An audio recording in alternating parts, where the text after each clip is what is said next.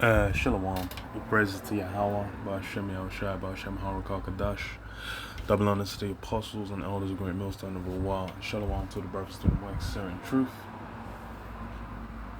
Yeah, this seems like now more or less everywhere is kind of caught on to this food situation, and you know how peak it is, how fucked it's gonna be is becoming more and more evident. Because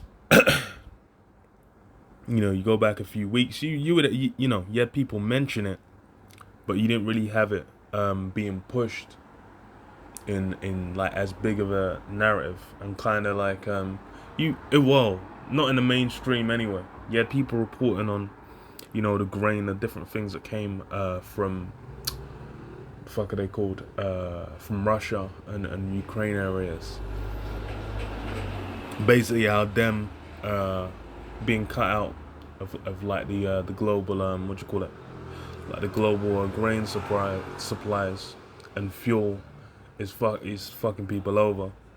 But now you got people putting the full picture together, which people done been putting together already from the jump. There's been issues going way back, but it's something where in the mainstream they ain't really covered it, and the general populace have been completely oblivious to, you know, because they don't look into nothing. And it's like, unless, you know, they see it on a social media headline or something, they're not gonna give it any weight. So it says, what, London rampant food, well, okay, so it's on a Wall Street Journal. It says food insecurity hits rich countries as inflation makes basics unaffordable for many. Yeah, food insecurity, because it's people like that's, and with when you had the start of the lockdowns, you had people then, you know, going and buying out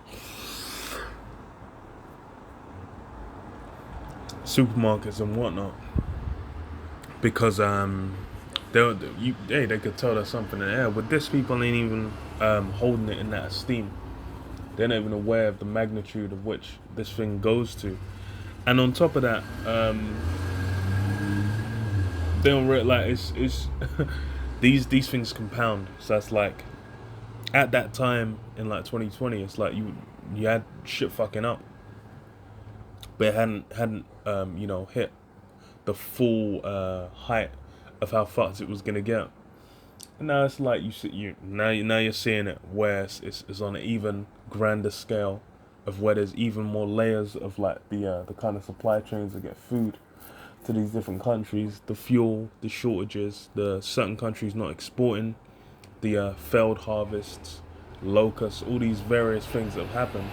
Now you have it compounding, and then inflation's kicked in, and inflation's at like what, 40-year highs, all these different year highs in all these different countries. Now it's undeniable, and it's at a worse scale. But then, because people are even more ignorant, they've not even done the run on the shops yet. Once the run starts, then it's gonna be exponential. So it says, London rampant food inflation is roiling, because I think for the grain, like most said they have like 6 months or less supplies, and like a lot of countries that export, they're gonna stop exporting if if the war in Ukraine isn't looking like it's gonna stop anytime soon, and obviously their own supply is gonna be affected.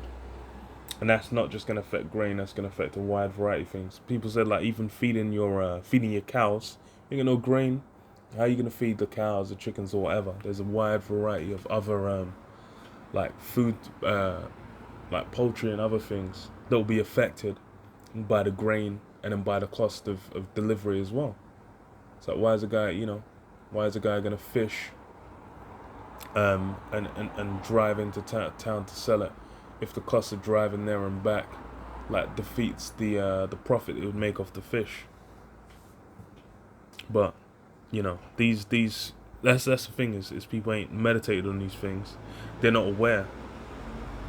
So it says, London rampant food inflation is roiling the world's least developed nations. It is also hitting poor people in rich countries. Mass Massentralen Norge, a food bank operator in oil-rich Norway, says it's distributing 30% more food compared with the same period in 2021. A year that in itself saw sharply higher demand because of the C-19 pandemic. Food bank usage is on the rise in the US too, while grocery stores report customers there are trading down, buying more store-brand food and avoiding more expensive meat and fish. In Britain, the pain has been especially stark. The UK's overall inflation rate hit 9.1% in May. It's funny as well because like even store-brand stuff's going up. And a lot of people in the UK already buy store-brand stuff and barely get by. That Tesco value. So they're gonna, it's going to be even more of a mess. So, what's a 9.1 compared with the same month a year ago? The fastest rise in prices for the member of the group of the seven. The Club of Rich Economies, food prices rose 8.5% in May. So the UK is even above the standard rates. UK birth, it's gonna get peak because the sheer volume of importing that gets done over here is wild. Like if you know, once you start limiting the scope of what's local, there's you ain't even gonna get any reasonable form of what do you call it, man? Of a reasonable diet. So it says we're seeing real food poverty for the first time in a generation. John Allen, chairman of Tesco PLC, Britain's biggest grocery chain, recently told the BBC. So he says a steep fall in the value of the British pound following the country's vote to exit the EU had already made some imported food more expensive in the past few years, making the most recent price increases especially hard to bear. Is the fact that that Britain has enjoyed a long period of relatively low food prices. Yeah, remember someone mentioning that a while back, saying like the food price expectations make it impossible, but already made it impossible for like a lot of farmers to make a profit. And this is, I think, the same in the US, where they've basically been relying on subsidies for it to be profitable. And the thing is like, if they have to put the prices up because of fuel, because of whatever, then it's like that's going to be felt by people just barely getting by. And then, they'll go from just barely to fucking starving. So a handful of national supermarket chains compete against each other fiercely. Last month, the average price of cheddar cheese, a UK staple, was up by 59% from last June, according to the Agriculture and Horticulture Development Board, a trade body. Milk was up 27% in April over last year, according to government data. These sorts of prices are now unaffordable for many. Some 44% of adults polled by the UK's ONS, Office of National Statistics, in May said they were buying less food because of the higher prices. Food banks are seeing a third more traffic since the start of the pandemic, according to the Trussell Trust, a food bank provider. Yeah, hella more people going to food banks. It's kind of wild, because the whole allure of of the West, of Babylon the Great, of where Esau is set his nest, is meant to be these guys have everything. They're so affluent. They're basically able to live a higher quality and whatnot. But hey, men have food banks out here because men are fucking salt. They're broke as hell. They can't afford shit. Says the Food Foundation, a food and nutrition lobby group, found food poverty or food insecurity had affected 15.5% of Britons in the 6 months to April, up from 7.6 pre-C. It describes food poverty as a state of being without reliable access to sufficient quantity of affordable nutritious food. Yeah. In a survey published in May, it found a 57% jump in the proportion of UK households cutting back on food or missing meals altogether. The survey found 7.3 million adults in April were living in households that said they had gone without food or couldn't physically get in the past month. Yeah, they were done. They were just like, damn. And it's been a creep from, like, I think a little while, like early 2021, it kind of started creeping up. But it's this year is when the full impact of like that inflation started kicking in, man. It's funny as hell. Funny as hell. So, in a survey published in May, it found a 57% jump in the proportion of UK households cutting back on food or missing meals altogether. The survey found 7.3 million adults in April were living in households that said that, gone without food. Yeah, okay, I read that already. It says, we know the cost of food has real consequences for people across the country, a UK government spokesman said.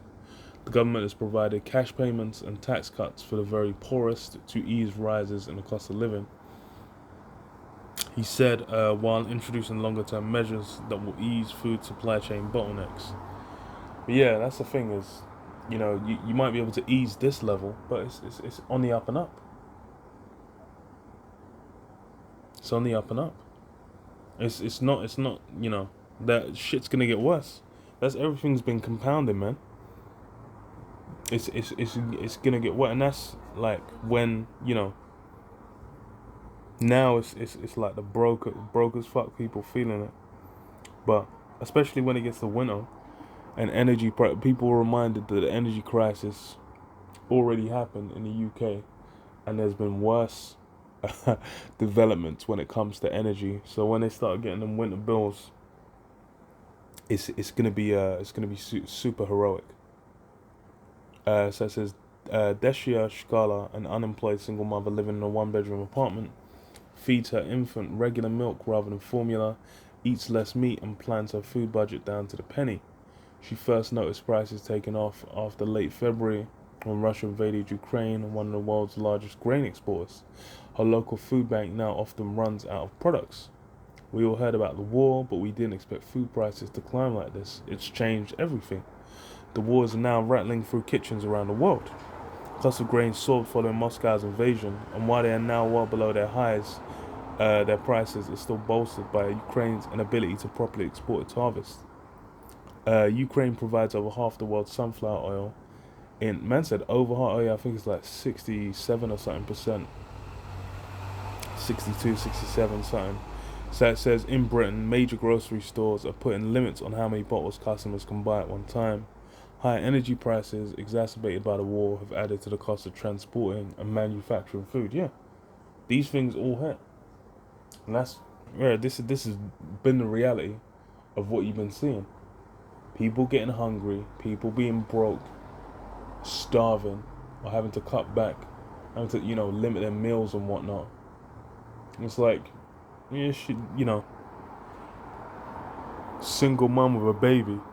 So if the one, where's the dad at? Why ain't the dad around? Might be keeping that as an emergency ration. Shit. Exacerbated by the war, have added to the cost of transporting and manufacturing food. The pandemic, meanwhile, disrupted the industry's supply chains. The price rises have roiled poorer countries, helping trigger unrest that toppled Sri Lanka's prime minister and protests in the Middle East. Yeah, I think Sri Lanka was fucked for a while as well.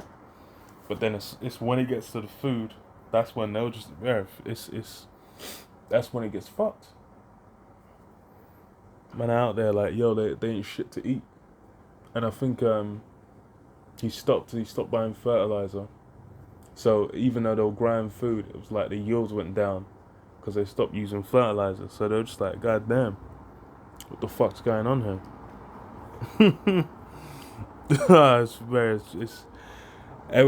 People are, so unaware. So it says,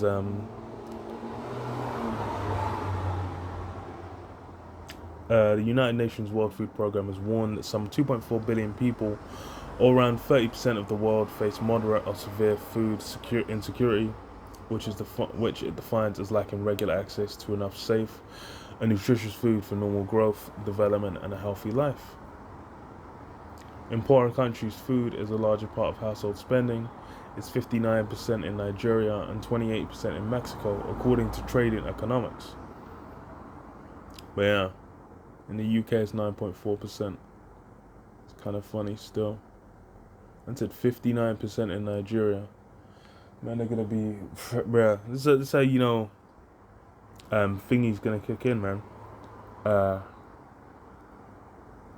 The old cannibalism, man. Because it always says, that's always in the scriptures, man. We start on this. 1 Thessalonians 5:1 says, "But of the times and seasons, brethren, you have no need that I write unto you. For yourselves know perfectly that the day of the Lord so cometh as a thief in the night." Yeah, these are the things that going down. If you were to look at like the weather this week, I think today's like what 28 degrees or something, which in the in the UK that's a lot. Sunday's like 30, Monday and Tuesday are like 32. People are probably thinking about going down to the beach, chilling out, having a good time, enjoying themselves, going out catching some rays. They're not meditating on how their society's collapsing. How much the food prices. They might go in go in today on a Saturday and buy a beer, and it'll be at a certain price or whatever. They'll buy a bottle of cool, refreshing water, and it'll be a certain price. And then when they go in on Monday or Tuesday, the price has gone up, and they ain't gonna pay it any mind, because they're gonna be basking in the pride of life. That's the thing, is they're gonna get caught slipping, man. They're gonna be moving. It's gonna be dark. They've got the AirPods in, so they can't hear shit. Then they just feel like they get swept to the back of their legs. They fall over. They're just like, yo, what's going on? And then before they know it, the end of the world's come for them, man. The end of their of this current rulership. The end of this present kingdom is it's popping off, and they're in the midst of it. It says what? For when they shall say peace and safety, then sudden destruction cometh upon them, as travail upon a woman with child, and they shall not escape. Yeah. They're thinking like, oh, everything's cool, everything's blessed up. But what? Sudden destruction. Everything goes to shit. And that's what people really think that's something that's, they're like, yeah, that's in the past. Because various other places in the world, they've kind of had that happen. Ukraine's experiencing it now. But they think, oh yeah, there's no way it's going to happen, in our refined, developed, what's the word they use? Progressive Western world. But, forever, like I was going into, the UK is feeling it the most. Because why? Because of post-Brexit. Because the pound's gone to shit. A variety of other reasons, man. All these different factors. It's what? It's because now is the time of the end. When they shall say peace and safety, then sudden destruction cometh upon them, as travail upon a woman with child, and they shall not escape. Yeah, just like those contractions are gonna come. We're seeing, those contractions for Esau's world being ended. That's what we're witnessing. This food situation's actually fucked. It's the way the prices are, and it's funny as well because grain will affect beer prices, and that's when people over here might fucking start paying attention. When they go to the pub and they have to pay an extra 50p for a pint or some shit, then it's gonna be game over. Yeah. So let me read this. Ezekiel 5.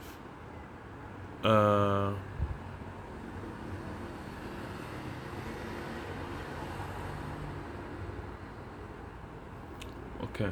We start from verse 9. It says, and I will do in thee, Ezekiel 5:9, and I will do in thee that which I have not done, and whereunto I will not do any more the like, because of all thine abominations. Therefore the fathers shall eat the sons in the midst of thee, and the sons shall eat their fathers, and I will execute judgments in thee. That's what you get, bro. That's what you're gonna have. When this when this famine hits the wall, that point where people are just like, nah, I can't even. Shit. Then what? It's gonna be peak. They're gonna go to the old classic, man, in a famine. Eating the sons and the sons eating the fathers, man. The mothers eating the daughters and the daughters eating the mothers. And I will execute judgments in thee, and the whole remnant of thee will I scatter into all the winds. Wherefore, as I live, saith the Most High Power, surely because thou hast defiled my sanctuary with all thy detestable things, and with all thine abominations, therefore will I also diminish thee, neither shall mine eye spare, neither will I have any pity. A third part of thee shall die with the pestilence and with famine, and they shall be consumed in the midst of thee. Yeah, and famines are legendary. And the thing is as well, is even when the famines kick in, people are gonna get aggy as fuck.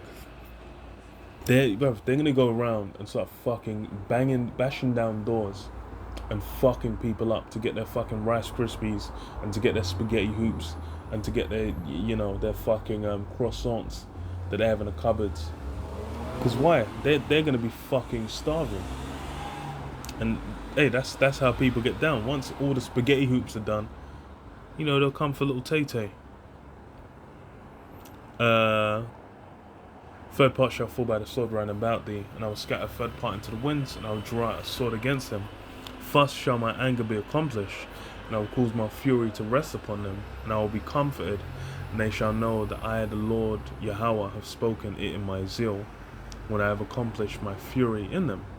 Moreover, I will make thee waste and a reproach among the nations that are round about thee, in the sight of all that pass. So it shall be a reproach and a taunt, an instruction and an astonishment unto the nations that are round about thee, when I shall execute judgments in thee in anger and in fury and in furious rebukes. I, the Lord Yahweh, have spoken it. Yeah, so when the Lord gets down with executing those judgments, then Jake will feel it. But then what does it say? When I shall send upon them the evil arrows of famine, which shall be for their destruction, and which I will send to destroy you. Now increase the famine upon you, and will break your staff of bread. That staff of bread's being broken, and it's what? The grain. That's the key one. The key one is the grain. That's like the linchpin of so much. And then what they said, oil as well, sunflower oil, and then fuel. It's a wide, it's a broad spectrum. And what? Once the staff of bread's done, so it says, so I will send upon you famine and evil beasts, and they shall bereave thee, and pestilence and blood shall pass through thee, and I'll bring the sword upon thee. I, the Lord Yahweh, have spoken it. Yeah. So upon Jake, that time, then now it's gonna be felt by everyone. It's, everyone's gonna have that tempting. And the thing is as well is with these these issues, these problems that are stirring, Esau's got what? He's the plan, the solution, which is the Kuragma, man. That mark. That's gonna be the soothing balm. That's gonna be what's offered as a fix, as a thing that's gonna make everything all right. It says, yeah. So it says, Revelation 3:10. It says, because thou hast kept the word of my patience, I will also keep thee from the hour of temptation, which shall come upon all the world to try them that dwell upon the earth. Yeah, the hour of temptation. Because it says what? It's going to go upon the whole world. And by and large, most people in the world, they're going to fall into it, man. They're going to be taken with it. They're going to, whatever Esau offers, they're going to be clawing for it. Whatever solution, that charagma, that'll be easy. They'll, they'll just be thinking like, look, man, just take this reproach away from me. Just please make it so I can have my belly full. Please make it so I can go back to, to watching TikTok, to shooting TikToks, and driving around and stunting on the hose on the weekend. That's that's what they're gonna be thinking about. They're gonna be thinking about the judgment. See how about show me how shine? Because why? By and large, most people out here they're fodder, man. They're gonna be caught up in the meat grinder, especially among Jake. The majority of Jake are gonna be caught in the meat grinder. It's gonna be a small sanctuary, man. So behold, I come quickly. Hold fast which thou hast, that no man take thy crown. Yeah, that's for brothers. What? Hold fast what we have, which is the word, this truth. No one takes your crown. Cause hey, we will be tempted too, and that's what we got to endure through. That's why we do what we do now. Because it's all about what? Enduring that temptation.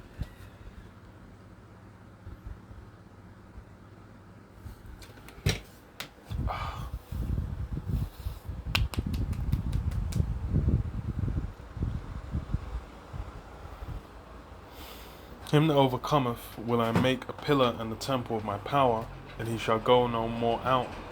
And I will write upon him the name of my power, and the name of the city of my power, which is New Jerusalem, which cometh down out of heaven from my power. And I will write upon him my new name. Yeah, that New Jerusalem. Descending from heaven, man, to rule on the earth. That's what we're, that's what we're striving for. That's what we're working for. And that's the reward, we hope to partake in.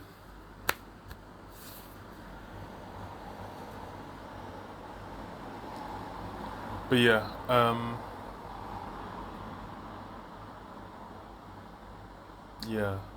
I'll leave it there. Shalom. Shalom.